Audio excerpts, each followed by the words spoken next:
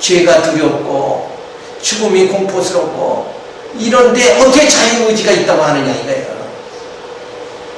그런데 그 모든 것을 창조, 사죄, 성화, 부활, 영생, 유업 이거를 다 하나님께서는 시작하시고 다 마무리 지시는 분이다. 자, 그런 의미에서 하나님은 절대적 자유의지를 가졌어요. 그래서 여호와 하나님은 약속대로 뭐예요? 창조하시고 사죄하시고 성화, 부활, 영생, 유업에 이르기까지 어떻게 해주신다? 약속대로 다 정하신 뜻대로 예정대로 다 이루신다. 그러니까 그분은 뭐예요? 오직 전능하신 분이고 그는 신실하신 분이고 그는 주권적인 분이시고 그는 자비하신 분이고 그는 영원하신 분이다.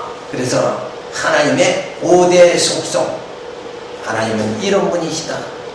그걸 우리 성경 총론에서 구체적으로 살펴봤잖아요. 그래서 5대 속성을 가지신 그 하나님을 깨닫고 깨닫기만 한다 그러면 하나님 너무너무 감사합니다. 나 같은 어리석은 자를 하나님 자녀 만드시려고 그렇게 오랜 세월 참아주시고 그렇게 기다려주시는구나. 이거 생각하면 눈물이 앞을 가릴 수밖에 없는 거죠. 사람은 조금도 안 기다려주고 나를 멸치하고 천대하는데 저 인간 저 인간 정말 저렇게 바보야 그러고 멸시하는데 하나님은 나를 어리석은 행동에도 끝까지 기다려주고 그리고 나를 하나님의 자녀 만들어 가신 거예요. 성령을 보내서 나를 만들어 가잖아요. 말씀을 주셔서 나를 만들어 가잖아요. 이런 걸 생각할 때 하나님 너무 감사합니다. 그런데 상대 의지를 가진 언약의 백성은 그리스도 안에서 능치 못함이 없습니다. 그리스도 안에서 죄사함 받고 성령 안에서 우리가 성화의 길을 과정을 밟고 그리고 예수 그리스도로 첫 열매 되신 예수 부활의 첫 열매 되신 예수를 통해서 우리도 부활함을 다 받게 만들어주시고 그리고 영생에 이르게 만들어주시고 유혹을 일자가 되게 만들어주셨다. 그러니까 그리스도 안에서 이 모든 것이 가능하게 되니까 그리스도 밖에서는 돼요 안 돼요? 안 되죠. 어떻게 됩니까? 안 되죠. 그러니까 뭐예요? 그리스도 안에서만 가능하니까 상대적 자유의지다. 하나님 안에서만 되는 역사니까 상대적 의지다. 절대자는 오직 누구뿐? 여호와 하나님 한 분이시다.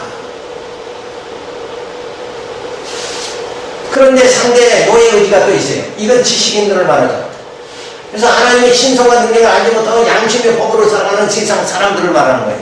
세상 사람들은 다 어떤 의지? 상대적 의지, 노예 의지다. 노예 의지. 저들의 마음속에 탐욕이 들어가면 탐욕대로 욕심대로 살아가는 그런 존재들이다. 근데 우리는 욕심대로 살아가는 게 아니라 뭘로 살아간다고요? 진리로 살아가는 거예요. 진리로 살아간다. 탐욕, 육신의 정욕으로 살아가느냐, 이 진리로 살아가느냐, 진리의 영으로, 진리 대신 예수 그리스도로 그분이 영원한 왕이시니까 그 왕의 주님의 뜻대로 살아가느냐, 이거는 전혀 아주 다른 거다. 확실히 다른 거다. 어떻게 같다고 볼 수 있느냐. 그러니까 세상 사람과 저를 봤을 땐 다 모양이 똑같죠. 그런데 속사람은 다르다. 겉사람은 같지만 속사람은 분명히 다르다. 또 진리를 점점 깨달아갈수록 신령한 젖을 사먹어 진리를 점점 깨달아갈수록 어때요? 같은 신앙인이라도 속사람은 뭐예요?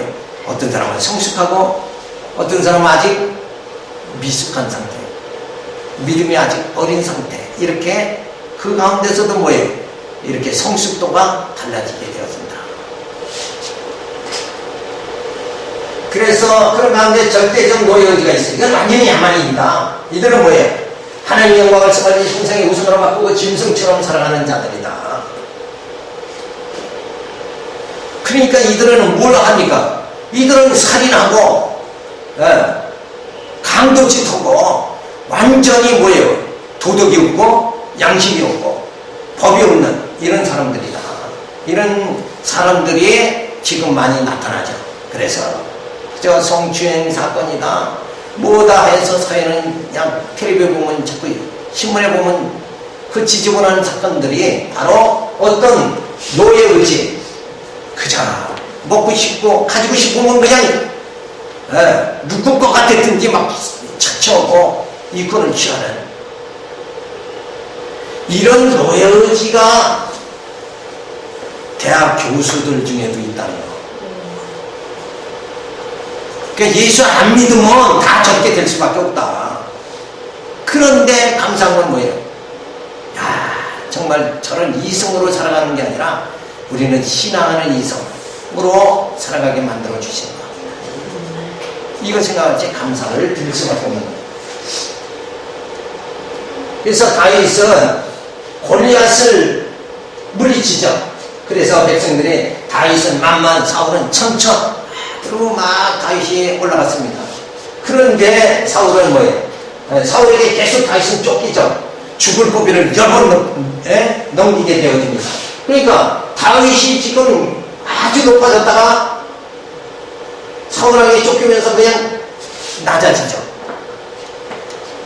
이런 사건을 통해서 다윗은 내가 하나님 안에서 의지, 상대 의지다.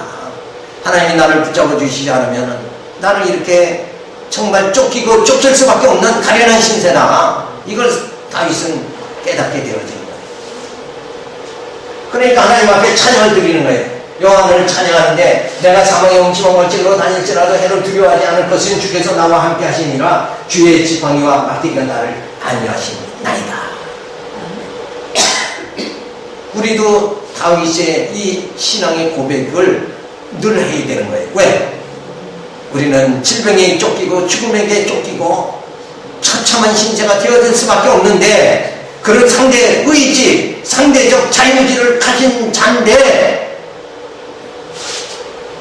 하나님께서 절대 자유의지 하나님께서 나를 사망의 음침한 골짜기에 다닐지라도 해를 두려워하지 않게 만들어주시고 주께서 나와 영원한 왕이신 예수님이 나와 함께 해주심을 통해 가지고 나를 안위해 주시고 성령을 통해서 나를 안위해 주심으로 인해서 신령한 몸 부활의 몸을 있게 만들어 주신다. 이 죽음에서 생명으로 나를 옮겨주신 하나님의 사랑을 생각할 적에 그 절대적 자유의지 가진 그 여호와 하나님만을 약속대로 이루시는 그 하나님만을 찬양할 수밖에 없다. 그래서 다윗은 이 엄청난 찬양을 드리는 거예요. 이 찬양이 결국 사망의 음침한 골짜기. 자, 다윗이 얼마나 멋있어요. 사망의 음침한 골짜기 거기서 방황하던 나를 예수 그리스도를 보내서 나를 부족해 주시고 그것도 부족해서 성령을 보내서 나를 하나님의 자녀라 인쳐 주시고 그리고 교회의 머리로 예수 그리스도를 세워 주셔가지고